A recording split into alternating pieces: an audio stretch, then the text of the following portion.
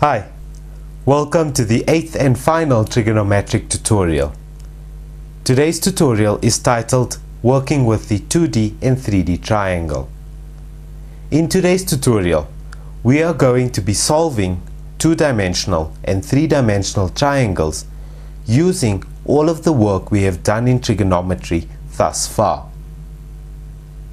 In terms of what I need you to know in order to progress on with this tutorial, you need to have gone through and understood the first 7 trigonometric tutorials. I'd also recommend you go through the section called Converting Words to Numbers. Reference to this is made in the DVD workbook. Let us begin by taking a look at a few basic two-dimensional type calculations. In the workbook you will see a number of different sketches. I want you to calculate the unknown variables using what you know in trigonometry. We are now going to take a look at the rules of 3D triangles, or rather some key steps in tackling a 3D triangle. Firstly, identify all of the right angles and the obvious angles. Remember, interior angles of a triangle add up to 180 degrees, so write it in on your sketch which angles are equal to what degrees.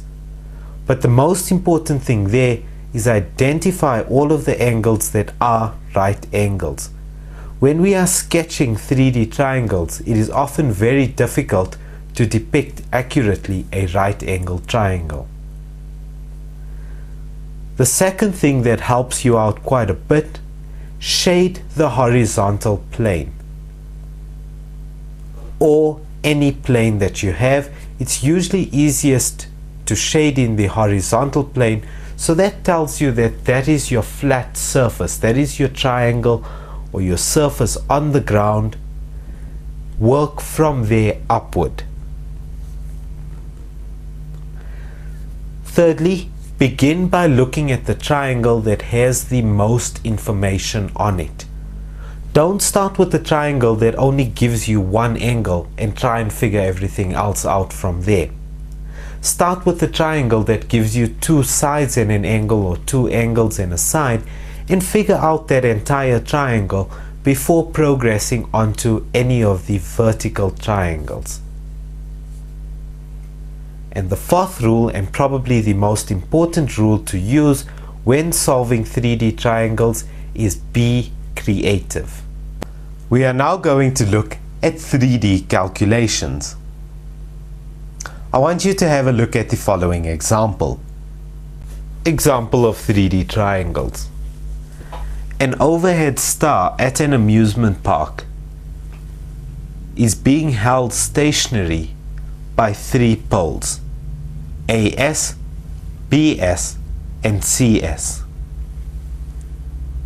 AS is equal to AC, angle BAC is equal to 30 degrees, BCA is equal to 75 degrees, and SCA is equal to 50 degrees, and BC is equal to A. Now triangle ABC is the triangle that is formed at the base of our suspended star. Looking at this example over here, we've got this set of triangles which I've given you in the workbook. What we're going to start by doing is we are going to start by looking at what is our horizontal plane. In fact, even before we start doing that, let's start by filling in the information we have. Firstly, we know that in the horizontal plane, that's ABC, that's the plane on the floor. That angle there is going to be equal to 30 degrees. We know that that angle there, well, we don't know what it is yet, but we know that ACB, or rather BCA, is given by 75 degrees. So that angle is 75 degrees. If that's 75 and that's 30, it goes that angle B is going to also equal 75 degrees. Now this that I'm doing in black is all on the horizontal plane. ABC is a triangle that is going to be formed on the floor. So our star that's suspended is suspended up here. It's got 3 poles running down, SA, SC and SB, and where those 3 poles touch the ground, that's going to form a triangle. That triangle is given by ABC, and the angles of ABC are given as 75, 75 and 30. We also know that side BC is equal to A. That's of the horizontal triangle. Now let us take a look at the vertical triangle. That's one of the triangles that are formed by 2 of the poles holding up the star, and that's going to be given by triangle SAC. That is useful information as well, not immediately though. What we do know about this triangle is that that base angle, or rather that triangle at the bottom, is equal to 50 degrees. We also know that SC is equal to SA, which means that that base is also going to be given by 50 degrees. Because of that, we know that that angle over there is going to be given by 80 degrees. 50 plus 50 plus 80 is equal to 180 degrees. Now remember, the red triangle that I've drawn is the vertical triangle, the triangle from the base to the star. The black triangle that I've shaded in, triangle ABC, is the triangle that is formed on the floor where the poles peg into the ground. Now, they have asked us to show that SC is equal to 2A sine 75 degrees multiplied by sine 50 degrees all over sine of 80 degrees. We are basically finding SC in terms of A. The problem with that is SC is in our vertical triangle and A is in our horizontal triangle. First, we are going to have to work out our horizontal triangle, or something on our horizontal triangle that is going to be common in both the horizontal triangle and the vertical, and that common piece would be AC. To work out AC, I'm going to use the sine rule. AC over sine of B, which is sine of 75 degrees, is equal to A, which is the same as AB, A over sine of 30 degrees.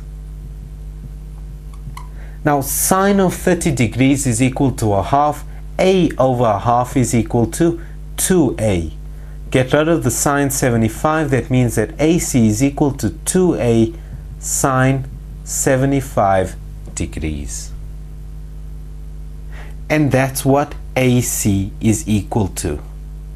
Now of this triangle, we know that SC, using the sine rule again, SC over sine 50 degrees, SC over sine 50 is equal to AC over sine of 80 degrees.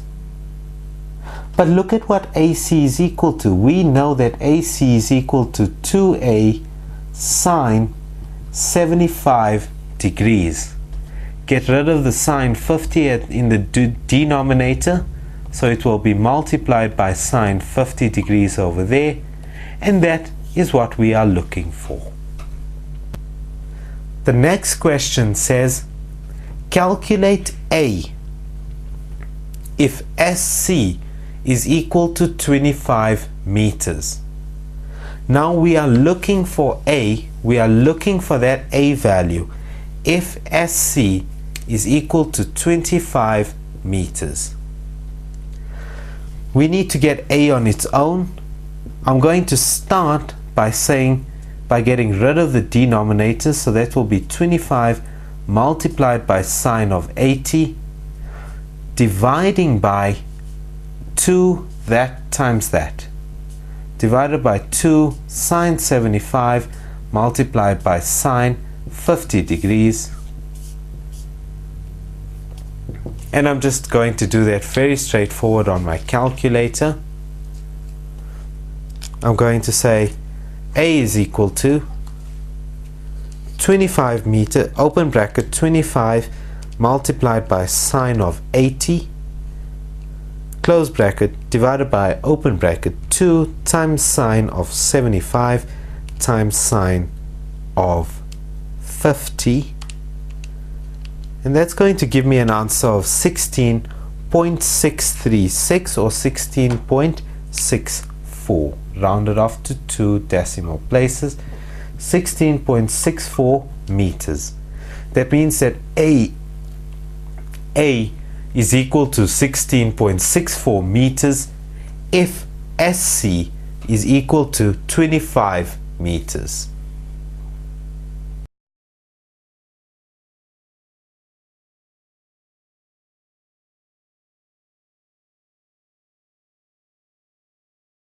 The first one I gave you to do said that we have a flagpole SR which is perpendicular to the ground with a cable going into the ground SP. The flagpole is 50 meters high, angle of elevation from P to S is 30 degrees, and in the horizontal plane we've got PQR with 100 degrees angle from angle PRQ, sorry. And that's all the information we have about our horizontal triangle. I want you to start by calculating PQ. Now you'll notice that I started this one by shading in the horizontal plane, so I've got a bit of a separation between what is the vertical and what is the horizontal. Looking at PQ, it's going to be very difficult to calculate immediately. But let's look at triangle PSR. In triangle PSR, we do have, firstly, we know that it's a right angle triangle, so to calculate PR would be very easy to do. PR in this right angle triangle of the angle 30 degrees is the adjacent side. Cos deals with hypotenuse, tan of 30 degrees deals with opposite. Tan of 30 degrees is going to equal the opposite side SR over the adjacent side PR. That means that PR is equal to SR, which is 50 over 1, or just 50, divided by SR over tan 30, 50 divided by tan of 30 degrees. Tan of 30 degrees, from my special angles, I know tan of 30 is equal to root 3 over 3,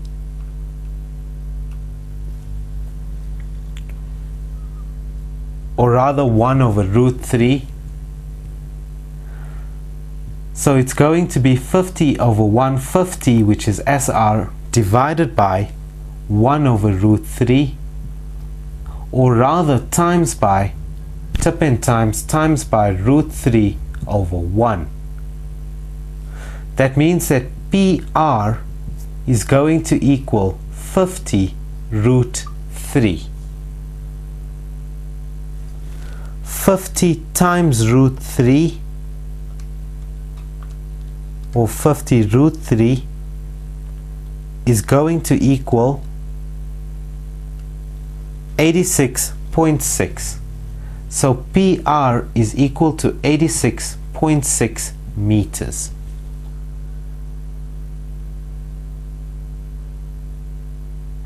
Is that enough information to calculate PQ? I've now got PR.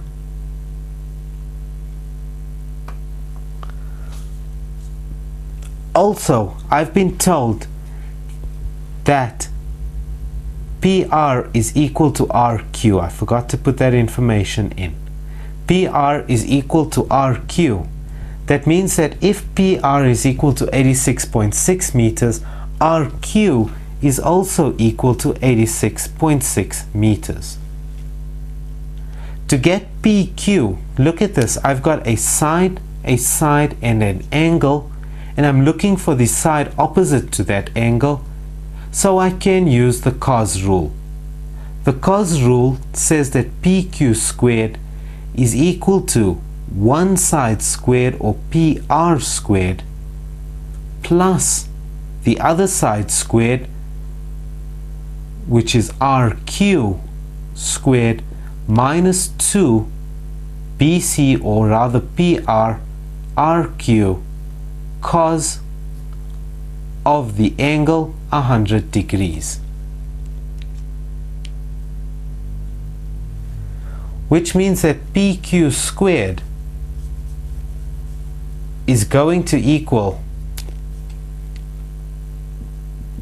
square root of PR squared plus RQ squared is 86.6 squared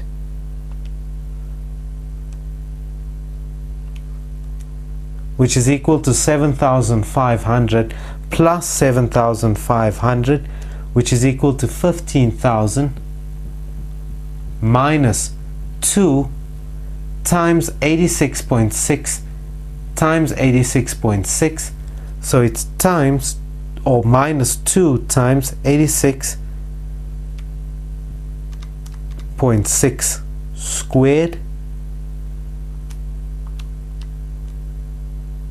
multiplied by cos of theta, which is times cos of 100, which is equal to 260. It's actually equal to negative 260, so that's going to make it plus 260.4.5. That means that PQ is equal to square root of 17,604.5, which is going to equal 132.68 meters. That means that PQ is 132.68 meters. All I've done there was use the cos rule. I then asked you for the area of PQR. Remember that the area rule says that area of any triangle is equal to a half AB, or rather a half 86.6 times 86.6 sine C, or sine of 100. That's going to equal 0.5 times 86.6 squared multiplied by sine of 100 is going to give us 3,692.8 square meters.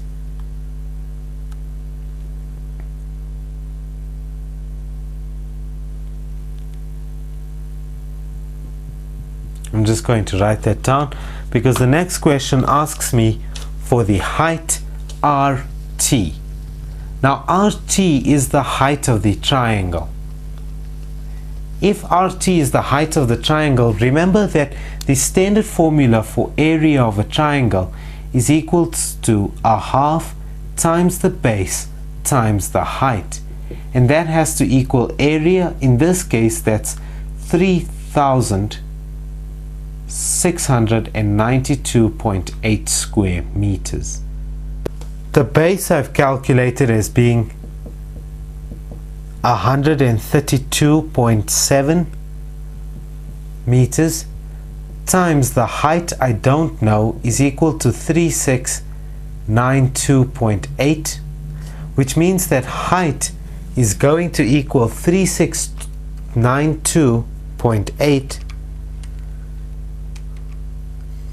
divided by 132.7 divided by 0.5 is equal to 55.65, or rather 55.7 meters.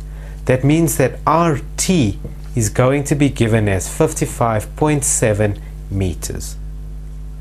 The next one I gave you to do said ABC and BCD are measured to be equilateral triangles. If ACD and ABD are calculated at 75 degrees and AB is equal to 5 meters, what is the distance AD? So these two triangles, ABC, ACB, and BCD are both equilateral triangles. Also, we know that this is our horizontal triangle, or the triangle in our horizontal plane, which is BCD. We are trying to work out AD. In order to work out AD, we are going to start by looking at which triangle gives us the most information. We know that AB is given as 5 meters. But we also know that ABC is equilateral. That means that AC is 5 meters and BC is also 5 meters. If BC is 5 meters, remember we are trying to calculate AD.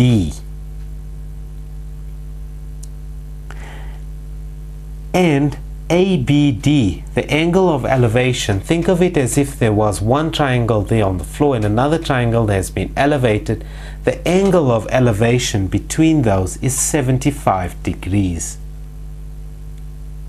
We are now going to try and calculate AD. The problem is we don't have enough information just yet.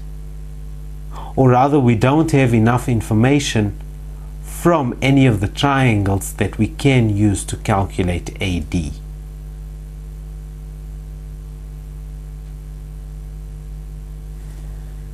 What I am going to do is I'm going to again use a bit of logic.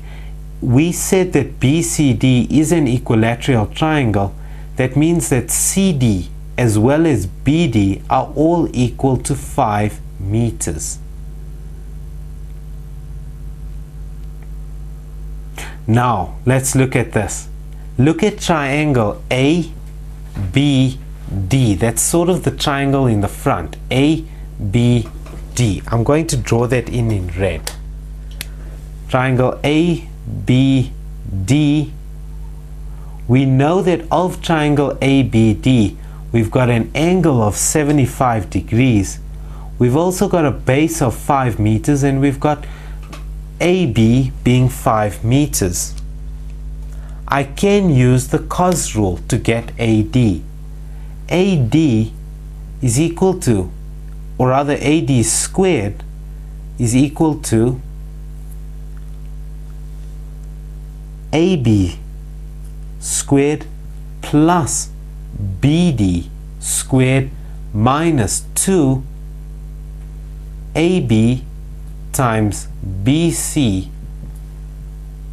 cos of 75 degrees, which means that AD is equal to square root of AB squared. 5 squared is 25 plus 5 squared is 25. 25 plus 25 is 50 minus 2. AB times BC is 5 times 5. 5 times 5 is 25 times 2 is 50. So it's 50 minus 50 cos 70, which is going to give me square root of, or rather the answer it's going to give me is 50 minus 50 cos of 70. That's going to give me an answer of 5.7. So that means that AD is equal to 5.7 0.7 meters. Now let's complicate things a little bit. I want you to have a go at the following examples.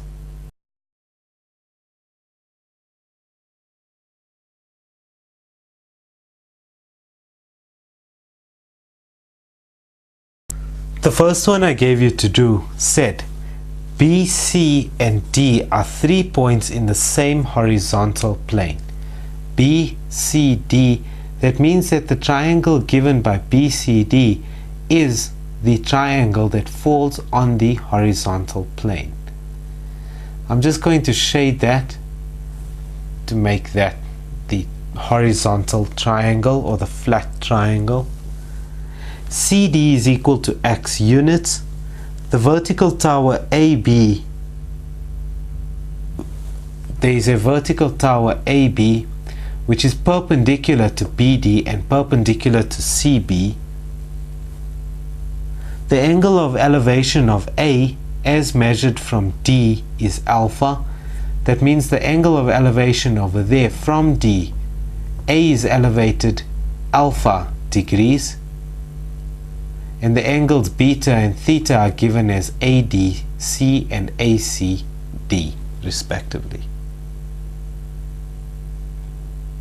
The first thing I asked you to do was to prove that AD is equal to x sine beta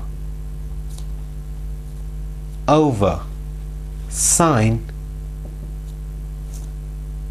theta plus beta. Now we are looking for AD and we are looking for it in terms of x, which is over there, sine of beta, which is in that triangle, sine of theta and beta, which are all in that triangle. Which means that we are only working in one triangle. We don't even need to move into this triangle. We are working in this triangle because we have enough information. Let's start by looking at this angle. Now remember that the angles of a triangle add up to 180 degrees. That means that that angle over there is going to be given by 180 degrees minus theta plus beta. We're subtracting those two angles from it. Now the sine rule says that AD over sine beta is equal to CD, which is given as x, over sine A, which is given as 180 degrees minus theta plus beta.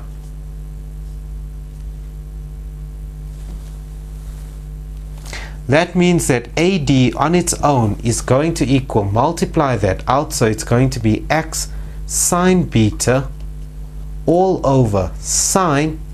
Now sine of 180 degrees minus anything is the same as sine of that angle, so that's over sine theta plus beta, which is exactly what was asked of us.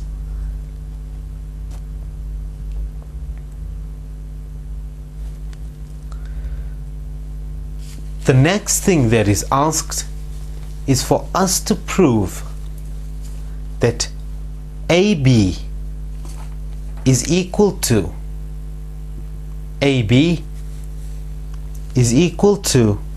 x sine alpha sine beta, x sine alpha sine beta over sine alpha plus beta.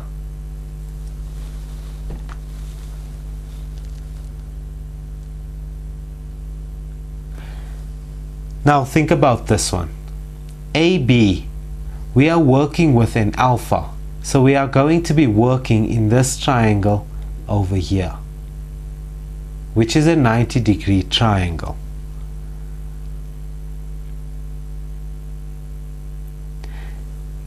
If it is a 90-degree triangle, we are going to be working with our normal trigonometric functions, we don't have AD, unfortunately.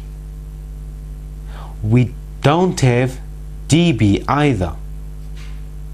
We are looking for AB in terms of alpha, but notice something.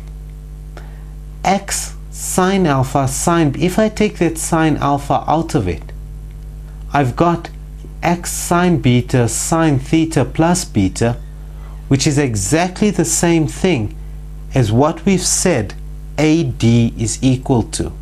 We do have AD in terms of that. Now, because it's a right angled triangle, wouldn't sine of alpha equal opposite over hypotenuse? Opposite over hypotenuse of AD. So it's AB divided by x sine beta over sine theta plus beta.